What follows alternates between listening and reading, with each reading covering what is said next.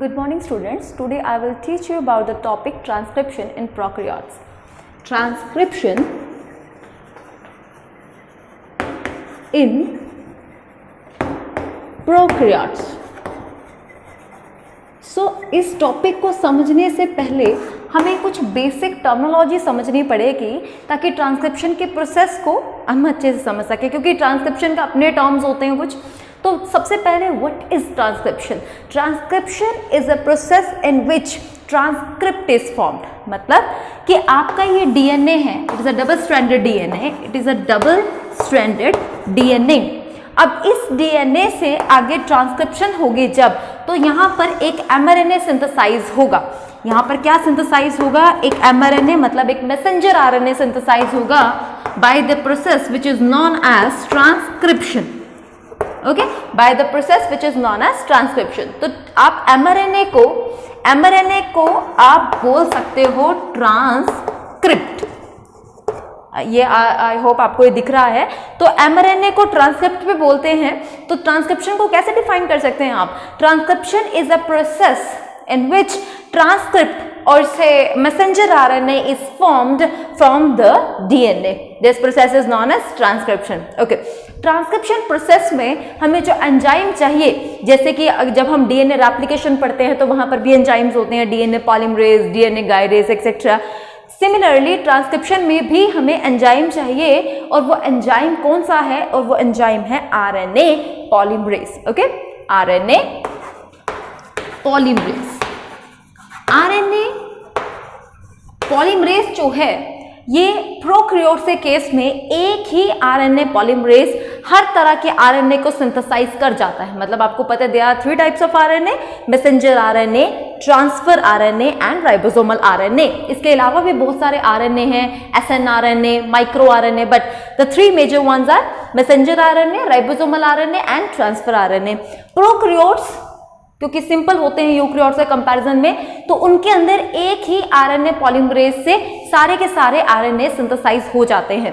Okay, transcription जब होगी तो जितना बड़ा डीएनए है, पूरे के पूरे डीएनए की ट्रांसक्रिप्शन नहीं होती, पूरे के पूरे डीएनए जो होता है वो ट्रांसक्राइब नहीं होता, उसका एक स्पेसिफिक पार्ट ट्रांसक्राइब होता है, और उस स्पेसिफिक पार्ट को, डीएनए के उस स्पेसिफिक पार्ट को आप बोलते हो ट्रांसक्रिप्शन यूनिट। क्या बोलते हैं आप? Transcription unit.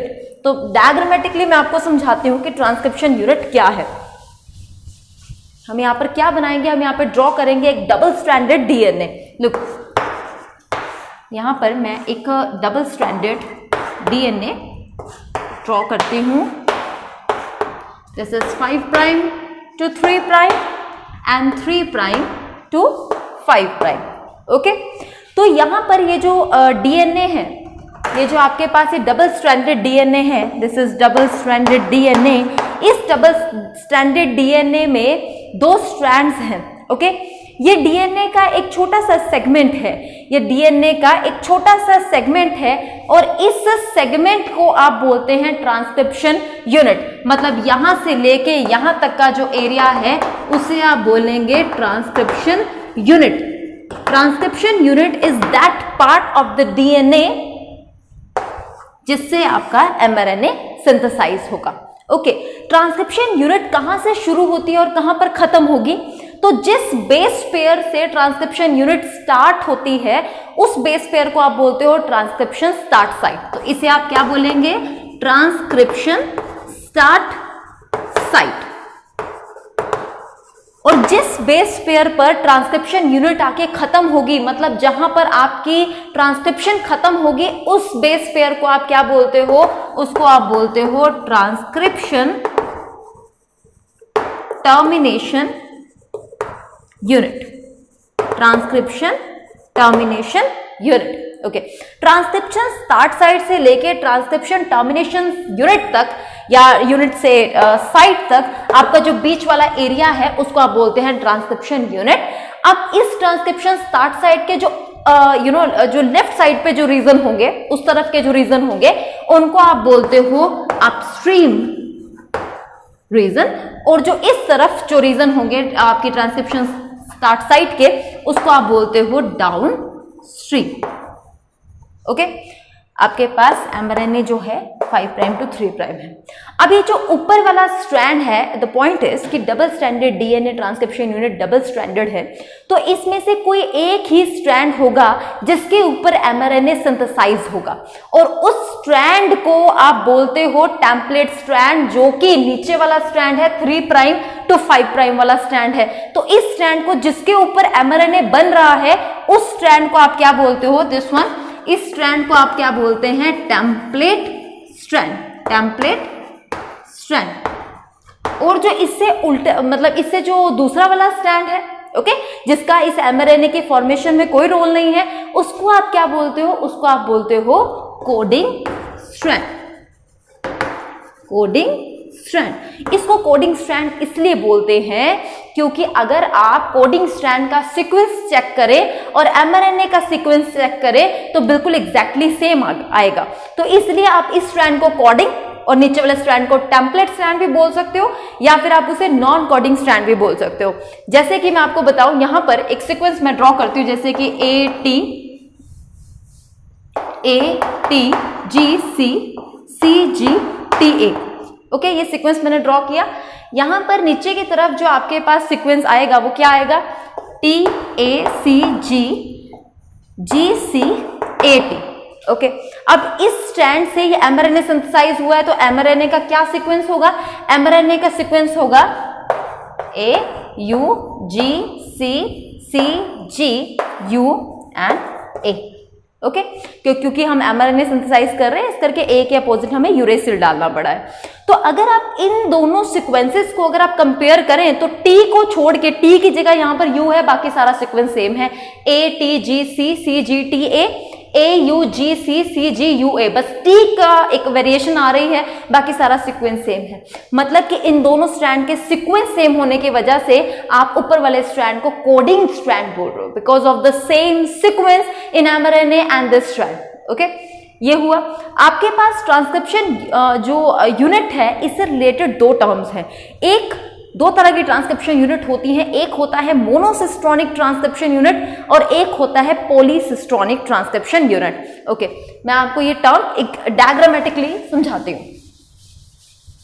ये हम ट्रांसक्रिप्शन मैकेनिज्म को स्टडी करने से पहले की जो टर्मिनोलॉजी है, ये वो कर रहे हैं हम। अब हमारे पास दो टर्म्स आती हैं, एक टर्म होती है मोनोसिस्ट्रॉनिक ट्रांसक्रिप्शन यूनिट, और जो दूसरी होती है उसे आप बोलते हो polycistronic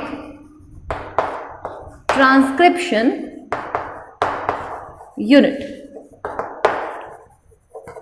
okay, monocistronic transcription unit and polycistronic transcription unit.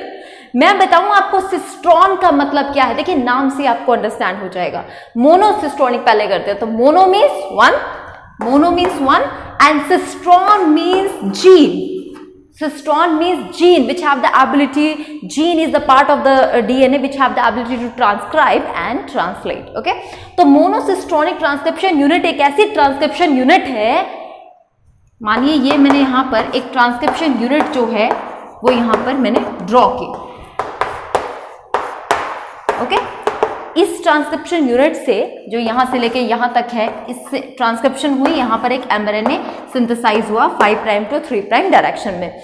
अब मोनोसिस्ट्रॉनिक ट्रांसक्रिप्शन यूनिट वो ट्रांसक्रिप्शन यूनिट होगी जिसमें सिर्फ एक ही जीन होगा, मतलब कि पूरी की पूरी ट्रांसक्रिप्शन यूनिट सिर्फ एक जीन था। तो मतलब कि इस mRNA में सिर्फ एक जीन की इंफॉर्मेशन है। अगर इस mRNA में सिर्फ एक जीन की इंफॉर्मेशन है तो आप इस ट्रांसक्रिप्शन यूनिट को बोलेंगे monocistronic transcription unit. Transcription unit in which a single gene is present. Okay, ये मोनोसिस्ट्रॉनिक ट्रांसक्रिप्शन यूनिट यूकैरियोट्स के केस में हमें मिलती है। अब पॉलीसिस्ट्रॉनिक ट्रांसक्रिप्शन यूनिट क्या है? in which many genes transcribed into a single mRNA।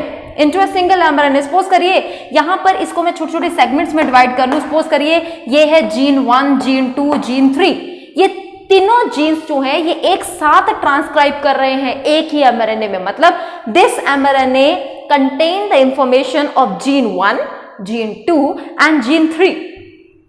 ऐसा है तो इस ट्रांसक्रिप्शन यूनिट को आप बोल रहे हो polycistronic transcription unit, means a transcription unit which contain more than one gene, a transcription unit जिसका जो mRNA है उसमें एक से ज्यादा जीन की इंफॉर्मेशन है। क्लियर हुआ? Polycistronic transcription unit are found in prokaryotes and monocistronic transcription unit are found in eukaryotes. Okay, अब अगर आप ये टर्मिनोलॉजी समझ चुके हैं तो बस हमें दो और टर्म्स करनी है। एक, आरएनए पॉलीमरेज को समझते हैं कि आरएनए पॉलीमरेज क्या है, क्योंकि जब आप ट्रांसक्रिप्शन पढ़ेंगे जो आपके पास जो एंजाइम रिस्पॉन्सिबल है ट्रांसक्रिप्शन इन प्रोकैरियोट्स के केस में वो है आरएनए पॉलीमरेज। तो आरएनए पॉलीमरेज को अंडरस्टैंड करना कि है क्या ये एंजाइम, क्या है इसमें यूनिट्स क्या है, उसको स्टडी करना जरूरी है। और एक आपका जो प्रोकैरियोटिक रीजन है वो क्या होता है, मतलब कि ये ट्रांसक्रिप्शन यूनिट है, यहां पर आरएनए पॉलीमरेज आएगा और इस ट्रांसक्रिप्शन यूनिट को ट्रांसक्राइब करेगा। बट द पॉइंट इज कि आरएनए पॉलीमरेज इस पूरे के पूरी ट्रांसक्रिप्शन यूनिट में किस पार्ट को रिकॉग्नाइज करता है।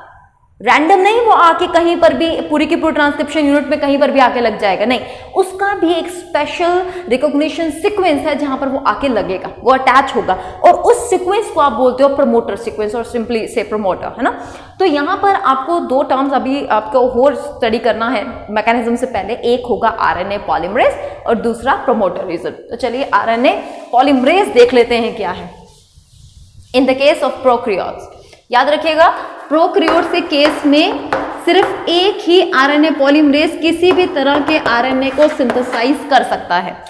तो यहां पर क्या है next, RNA polymerase. Okay, RNA polymerase एक ऐसा एंजाइम है जो कि आरएनए को सिंथेसाइज करेगा। ओके, आरएनए पॉलीमरेज की डिस्कवरी सबसे पहले जो साइंटिस्ट ने की थी वो थे सैमुअल बेविस and Gerard in 1960। इन दोनों साइंटिस्ट ने सबसे पहले आरएनए पॉलीमरेज को प्रोकैरियोट्स के अंदर ही डिस्कवर किया था, और उन्होंने ये बोला था कि आरएनए पॉलीमरेज जो कि सिंपल एक प्रोटीन है is made up of 5 units and these 5 units are alpha, beta prime, sigma and omega. Okay, and omega. तो ये 5 सब यूनिट से मिलके आपका आरएनए पॉलीमरेज सिंथेसाइज होता है। सब यूनिट से मेरा मतलब चेन है, क्योंकि आरएनए पॉलीमरेज एक एंजाइम है, एंजाइम आपको पता है प्रोटीन होते हैं, तो प्रोटीन्स आपने प्रोटीन के भी अलग अलग शेप्स पढ़ी हैं। एक होता है primary structure, secondary structure of protein, tertiary structure of protein, quaternary structure of protein. तो ये आरएनए पॉलीमरेज एक ऐसा प्रोटीन है जो कि more than one polypeptide chain से सिंथेसाइज हुआ है ना। तो आरएनए पॉलीमरेज की 5 सब यूनिट है, alpha, beta prime, sigma and omega. हर एक का अपना अपना रोल है, हम रोल को समझते हैं पहले, उसके बाद हम देखते हैं क्या है ये। तो सबसे पहले आपके पास जो सबसे पहला जो आरएनए पॉलीमरेज की सबसे पहली सब यूनिट है वो है अल्फा। अल्फा का काम होता है पूरे के पूरे असेंबल करना, assembly of core enzyme and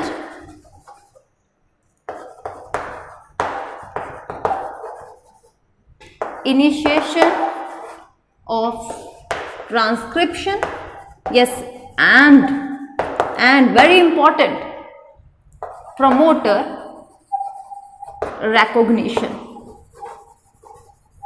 अब आपको अल्फा यूनिट का काम क्या है, assembly of core enzyme and initiation of transcription plus promoter recognition.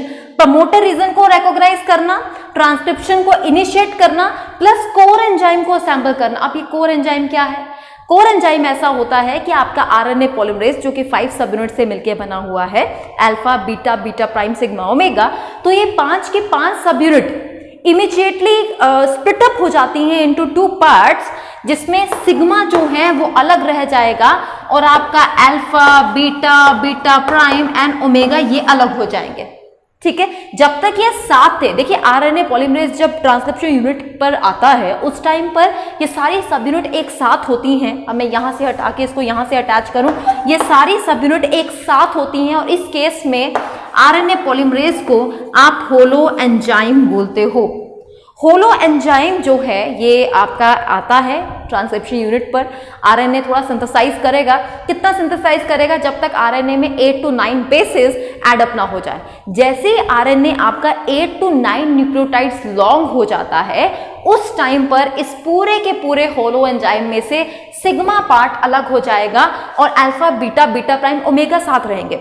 मतलब कि जब आरएनए आपका 8 to 9 न्यूक्लियोटाइड्स लॉन्ग होगा, तब आपका सिग्मा जो पार्ट है वो अलग हो जाएगा और ये वाला पोर्शन अलग रह जाएगा। मतलब ये अलग हुआ और ये चला जाता है वहां से, इसका कोई काम नहीं रहता है। तो आप इस पार्ट को, जिसमें से सिग्मा निकल चुका है, इसको आप होलो एंजाइम नहीं बोल सकते। अब इस एंजाइम को आप बोलते हैं कोर एंजाइम। ओके, इसको बोलते हैं sigma factor plus core enzyme. They both will separate from each other और सिग्मा का कोई काम नहीं है, ये चला जाएगा। तो अल्फा का काम समझ गया, कोर एंजाइम को असेंबल करना, ट्रांसक्रिप्शन को इनिशिएट करना, प्रमोटर को रिकॉग्नाइज करना कि प्रमोटर कहाँ है। ओके, उसके बाद आता है आपका बीटा और बीटा प्राइम। इन दोनों का क्या फंक्शन है? आपका जो आरएनए पॉलीमरेज है, उसकी हर एक यूनिट का अपना एक इंडिविजुअल काम होगा। वो काम हम समझ लें, उसके बाद ही हम मैकेनिज्म पर जा सकते हैं। बीटा और बीटा प्राइम, इन दोनों का काम सेम है। कैटालिटिक सेंटर के जैसे ये दोनों बिहेव करते हैं। मतलब कि आरएनए पॉलीमरेज की जो कैटालाइटिक एक्टिविटी है वो इस दो सब यूनिट्स की वजह से है। उसके बाद आपके पास क्या आता है? उसके बाद आपके पास आएगा ओमेगा। ओके, ओमेगा का क्या काम होता है? ओमेगा का काम होता है असेंबल करना पूरे के पूरे आरएनए पॉलीमरेज को, मतलब होलो एंजाइम को असेंबल करना, assembly of holo enzyme. Okay, पूरे के पूरा alpha beta beta prime sigma omega, उनको एक साथ असेंबल करने का काम ओमेगा का होगा। जब उसमें से सिग्मा फैक्टर निकल जाएगा तो उस कोर एंजाइम को असेंबल करने का काम अल्फा का होगा। चलिए, ओमेगा हुआ। ओमेगा के बाद है सिग्मा। सिग्मा का काम होता है transcription initiation, transcription initiation and promoter recognition, promoter recognition. अब देखिए, प्रमोटर रीजन को रिकॉग्नाइज करने का काम अल्फा का भी है, प्रमोटर रीजन को रिकॉग्नाइज करने का काम सिग्मा का भी है। बट द प्रमोटर को रिकॉग्नाइज करने का मेन फंक्शन जो है वो सिग्मा का है। अल्फा भी रोल प्ले करता है, बट आप उसका रोल बहुत छोटा रोल होता है, तो आप इसे नेग्लिजिबल केस में रख सकते हैं। But yes, sigma is responsible for the promoter recognition and start the transcription process. Okay, तो यहाँ पर ये 5 सब यूनिट्स हैं आरएनए पॉलीमरेज के, जिनका फंक्शन आपको क्लियर हो गया। उसके बाद नेक्स्ट हम करते हैं कि व्हाट इज प्रमोटर। ओके, तो प्रमोटर क्या है? ट्रांसक्रिप्शन यूनिट के ऊपर जब आरएनए पॉलीमरेज आके बाइंड करेगा तो वो किसी स्पेसिफिक साइट पर आके बाइंड करेगा ना, उस स्पेसिफिक साइट को प्रमोटर बोलते हैं। अब हमें स्टडी करना है डायग्राम की हेल्प से कि प्रमोटर कहाँ होता है। ओके, तो यहां पर क्या है? Promoter. Okay, what is promoter? तो देखिए, जहां पर आपकी ट्रांसक्रिप्शन स्टार्ट साइट होती है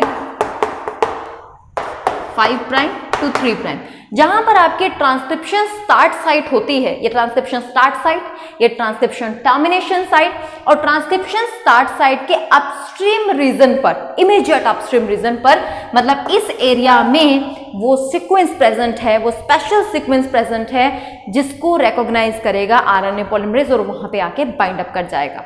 ठीक है, ये स्पेशल सीक्वेंस जो होता है ट्रांसक्रिप्शन स्टार्ट साइट के अपस्ट्रीम रीजन पर होता है। जब अपस्ट्रीम बोल रहे हैं ना, तो इसका मतलब है कि ये वाला पोर्शन, मतलब ट्रांसक्रिप्शन स्टार्ट साइट के इधर वाला पोर्शन। अगर डाउनस्ट्रीम बोलते हैं तो ट्रांसक्रिप्शन स्टार्ट साइट के इधर वाला रीजन। ओके, तो आपका promoter region is present upstream of transcription start site. Okay, अगर मैं बोलूं, अगर देखिए ऐसा होता है कि 2 वर्ड्स आते हैं, सिस एक्टिंग और ट्रांस एक्टिंग, सिस एक्टिंग और ट्रांस एक्टिंग, ये 2 वर्ड्स आते हैं। सिस एक्टिंग का मतलब होता है अगर प्रमोटर वहीं पर प्रेजेंट हो जहां पर ट्रांसक्रिप्शन होनी है तो आप बोल सकते हैं उसको सिस एक्टिंग, या कुछ भी हो, मतलब जहां पर किसी चीज का रोल है, अगर वो इमीडिएट वहीं पर ही प्रेजेंट है तब आप उसे सिस एक्टिंग बोल सकते हैं। पर अगर ये प्रमोटर ट्रांसक्रिप्शन स्टार्ट साइट के कहीं दूर जाके होता तो आप उसे ट्रांस एक्टिंग बोलते हैं। ये दो टर्म्स होती हैं, ये बायोलॉजी की टर्म्स है, ये जेनेटिक्स की अपनी टर्म्स है, cis acting and trans acting. फिलहाल प्रमोटर जो है वो सिस एक्टिंग सीक्वेंस है, which is a sequence which is recognized by RNA polymerase. Okay, तो यहां पर ये प्रमोटर हुआ। अब किस तरह से आपने ये सारी टर्मिनोलॉजी थी,